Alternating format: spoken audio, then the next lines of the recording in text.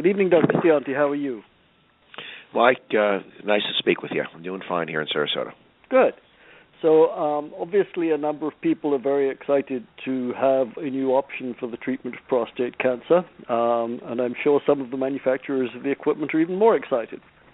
I would appreciate it if you could take a little time to sort of talk us through where you think we are today in the potential use of this new technique in America. I think there are a number of things that would be nice if you could address. Some of us are a little concerned by the lack of any published data on outcomes over time, and I don't mean that in a nasty way. I'm just saying that. I think also, given the nature of the approval by the FDA, there may be some confusion about the sort of breadth of use of HIFU in the management of prostate cancer, because the actual indication is, to say the least, a little vague. And so any light you think you can shed on how you expect to be using HIFU and other people like you who do have experience, I think it would be interesting for us to hear about. So over to you. Okay. Well, thanks, Mike. Well, first of all, I'm a prostate cancer clinician, and so my practice is really focused on minimally invasive ablative treatment for prostate cancer. Ablation, and I'm sure, I don't want to be redundant, I'm sure the audience probably knows what ablation is because it's a relatively sophisticated group of folks on the call.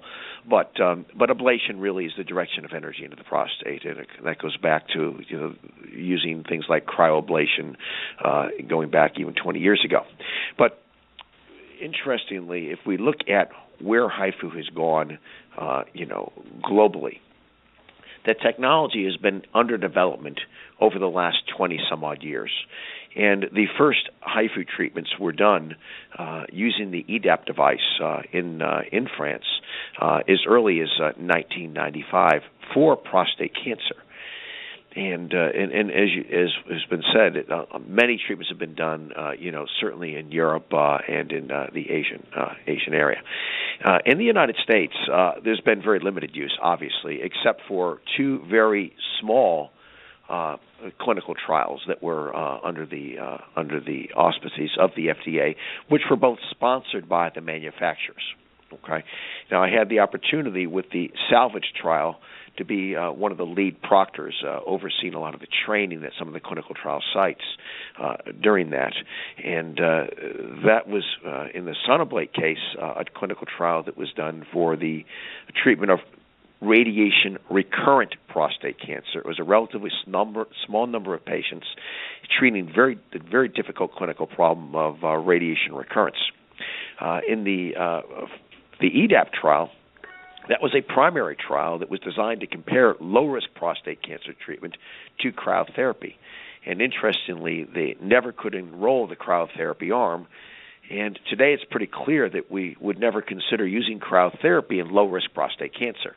And remember that both of these trials were designed many, many years ago, before our thinking on prostate cancer changed. But those trials were essentially trials that couldn't really be fully enrolled, and really, when they came to the FDA advisory panel meeting about a year or so ago, October of 2014, in the case of the EDAP trial, they were all low-risk patients, and the panel basically said they're all low-risk patients. We probably shouldn't be treating some of these men, and how do we interpret this data? And in the case of the Sonoblate trial, about a third of the patients were low-risk recurrent patients, and they had the same concerns. Realize that in the salvage population, there were a lot of side effects in that trial, as would be expected treating radiation-recurrent patients with any modality.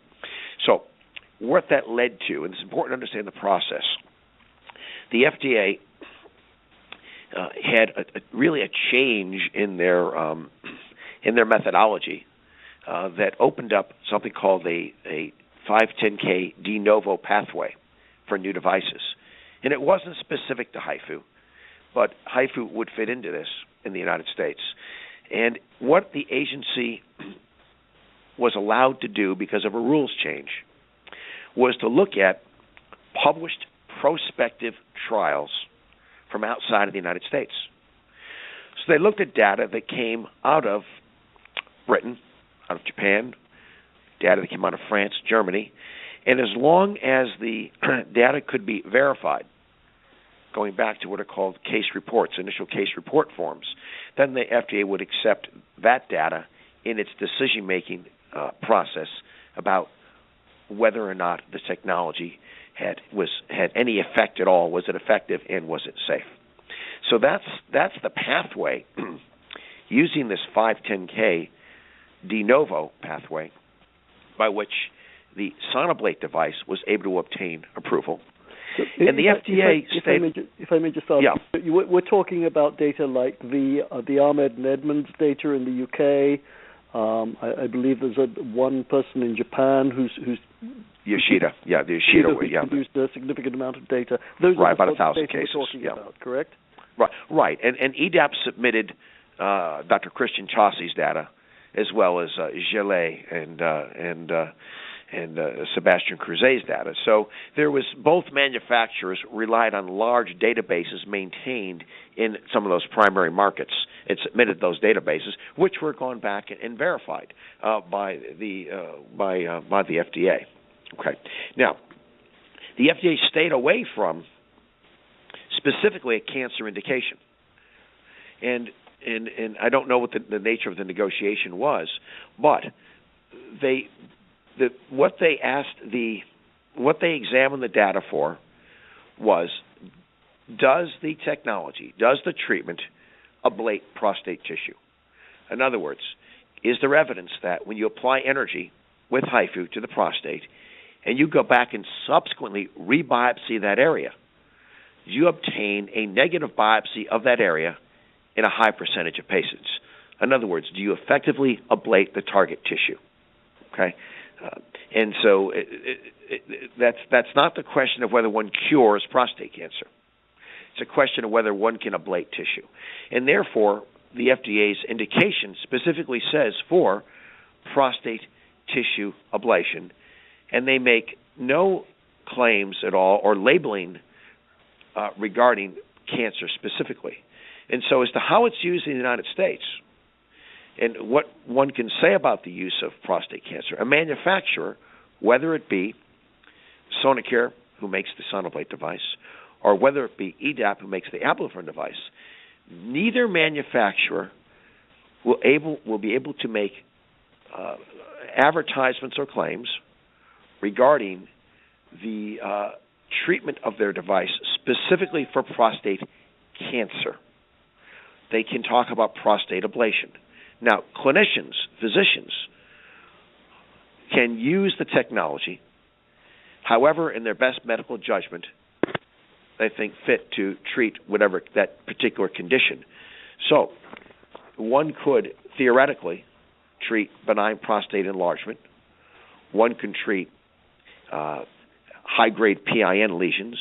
One could treat atypical precancerous or atypical small acinar proliferations or ASAPs, or one could treat prostate cancer. Now, as to how it's going to be used in the United States, I don't think we'll see any significant use for benign prostate enlargement because it's much easier ways to treat the disease. And I also can't imagine that, we'll use it very much to treat high-grade PIN lesions because we're going to observe those in almost every case. We'll observe those in every case anyway. So I think you will see a lot of the use of the device for prostate cancer, which is within the FDA guidelines of ablation. But it's clear to understand that the FDA guideline does not address prostate cancer, and the FDA makes no claims about its success rate in treating prostate cancer. That is something that, with the clinicians and with the aggregation of clinical outcomes, those statements will be able to be made in the future, at least from U.S. data. But it's not there right now. One can't make the cancer claims specifically. Perhaps I could ask you, is there any intent on the part of there are a small number of you who have what I would describe as extensive experience of carrying out HIFU, who are now going to be bringing that skill into the United States. Based on some of the data I have seen, there is a clear indication that it takes a while to learn how to do this really well, and probably as with surgery and everything else like this, there are some people who will just be more talented than others and will be able to do it better. That's true. I'm curious whether the opinion leaders among you are going to try to develop some form of registry system to track data over time, and how you are thinking about, in compass with the manufacturers, how you are thinking about the appropriate training and maybe not certification, but at least mentoring of those who want to learn how to do this well, because potentially there are significant risks for patients here. Oh, listen, you are absolutely correct. You're absolutely correct, and those are major challenges, and I think it's a major challenge to any new technology. So yes, so let me tell you, this is, again, I'm going to give you some of my opinion. You're quite correct that American urologists will try and jump into this very quickly, and some may have gone to a weekend course. Some may have done 1 or 2 procedures over the last 10 years at international locations, and there'll be a handful of people, a relative handful of people, that have got a significant clinical experience. In other words, they're comfortable with the technology. In terms of how to carry out the treatment. What I will say is that what happens in the treatment room is only half the part of getting a successful outcome. Proper patient selection is really critically important. Not every patient's a candidate, number one. So understanding where HIFU fits is an important part of training. Understanding how to deliver the treatment is an important aspect, and then how to care for that patient post-training and post-treatment, and then how to monitor that patient are important aspects. And those will be the challenges. So the manufacturers can't legislate what the physicians do. I think they don't have the ability to tell someone who happens to get their access to a device in some remote area they can't treat a patient. What it's incumbent upon urologists to do and professional societies to do, I think, is to require really training and credentialing. So you're starting to see this occur. So one of the systems that I'm becoming involved with is a company that's now forming. It's called Vituro Health, and we're negotiating right now. My role as their medical director, and some of the things that I've said are critically important in order for me to do that is that we need to create a registry, because that's something we've never been able to do. There's never been the financing. The manufacturer wouldn't support it before. But now, with cases going on in the United States, there is a requirement to track the data in a not in a hodgepodge way, but in a very formal way in which every data point's being recorded. And that can be done if you've got physicians as part of a program where they're, as a condition for them using the device, they've got to agree to participate in the registry. So that's one thing that's going to happen. Would you be planning to do that with some sort of external oversight, in association with one of the major prostate cancer centers at a university or something? Well, whether it's with a university or whether it's with whether that's with a something like what Endocare, the cryotherapy manufacturers, did with an external sort of monitoring database. One of the two, I think, is important. But you got to track outcomes. Right. Number one. Number two, I think, very important. You've got to assure that the physicians that are doing the procedure as part of one's organization have been properly trained with proper proctoring, QA, proper patient selection, and proper support. And that really is very important, because if you have poor patient selection, then patients who aren't the ones who would optimally benefit get treated, and that doesn't help the patient, and it certainly won't help the technology in the United States. So I think it's something that has to be done in a very organized way, but it can only be done if physicians are part of a larger organization. So there's 2 or 3 organizations like this beginning right now in the U.S., and I think all are thinking the exact same thing. Realize we're only about 3 or 4 weeks post-approval, so a lot of this is under construction as we speak. Sure. For example, in our center in Sarasota, we will begin treatments the first week in December. Initially, I will be involved in either performing or overseeing every single treatment that occurs in the center. So I'll review every case. I'll be personally involved with overseeing every case, and until a physician is done, at least 6 cases with proper oversight, they won't be allowed to work independently. So that is the sort of attention that's got to be placed in order to get good outcomes. Now, the risk is, and Mike, I think you've hit the nail right on the head here. The risk is that there will be companies that will get their hands on technology, and they'll move them around the United States to different centers without a whole lot of concern about quality or about proper outcomes. And I think that's a terrible mistake. So I think our patients out there have got to be savvy enough to ask the questions of their physicians. Hey, what's your experience level? How comfortable are you? How many of these have you done? And what's your backup? Who are you working with to help you? With getting proper training. How have you been trained? Who have you trained with? Unfortunately, right now in the U.S., there's not a lot of experience sitting at our universities. For example, when I was at NYU for a couple of years full time, and we were involved in the salvage trial, in which we were only allowed to, each site could do no more than about 8 cases because they wanted them spread out. So there's no real high concentration of experience at any of the universities in the United States at this point. And so I think you'll see a lot of this evolve, but it's not there right now. So those will be the challenges. But it's something that I'm certainly well aware of, that there's a need for it. So I think you've given us a very nice introduction. I appreciate that. Thank you. One of the things that obviously is going to be an issue is coverage for this treatment. And I'm curious if you can share with us any information about issues about that, in the sense that obviously there are different types of use of the technology that one would consider to be potentially really valuable. I mean, in other words, even though the outcomes after salvage HIFU, after radiation, were not world-shatteringly wonderful, it is clearly better than a lot of the other options. That's correct.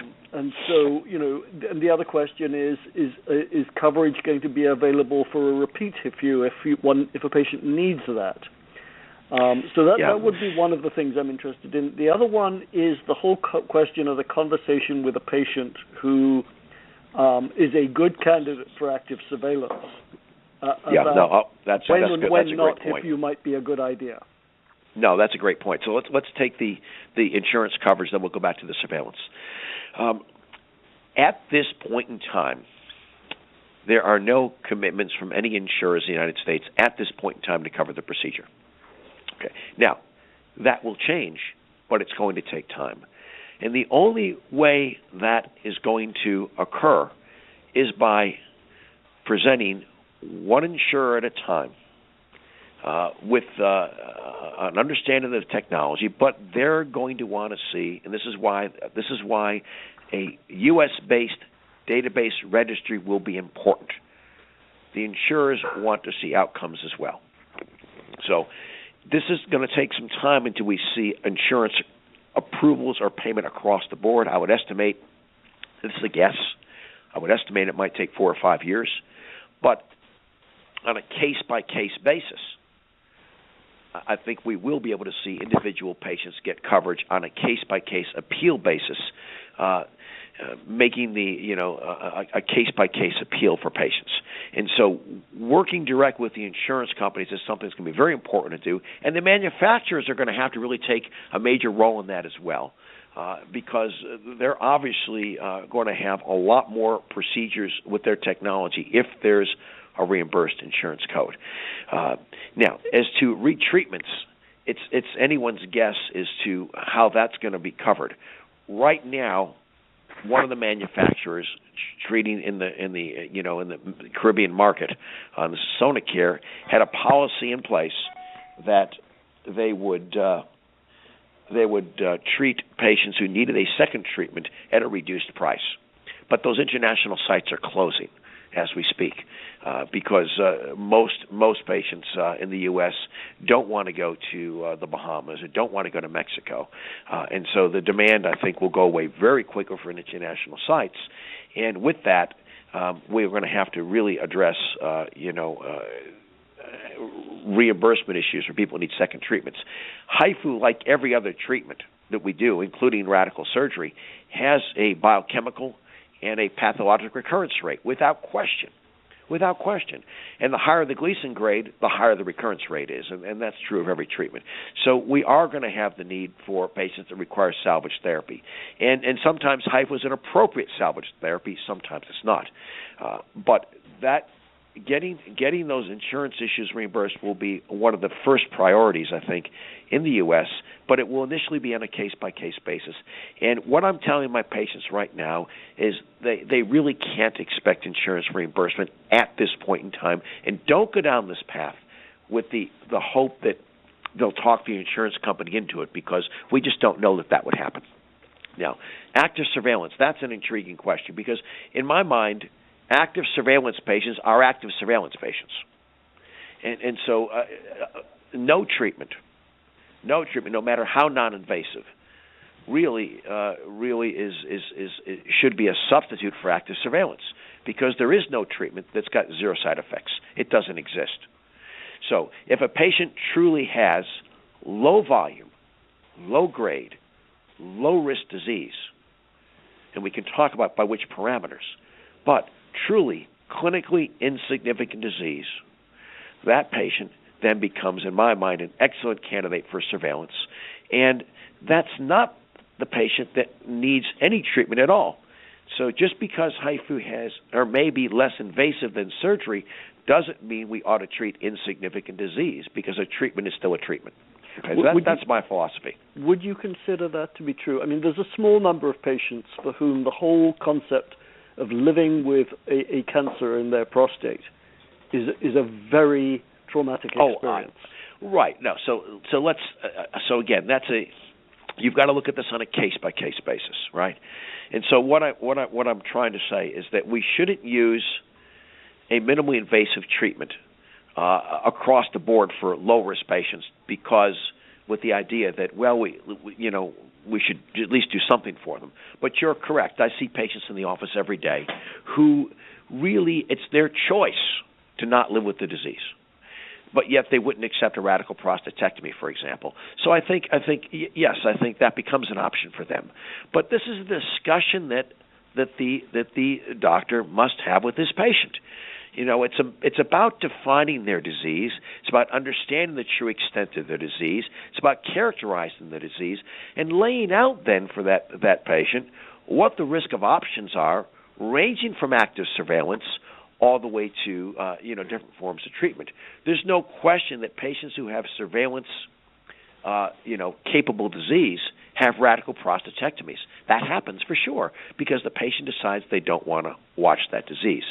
So, but I think it's about having that one-on-one, very detailed and very personalized discussion with that gentleman, and talking about what their options really are, and taking into consideration the characteristics of the disease, their age, and of course in prostate cancer, patient preferences still play a major role in the direction that one takes.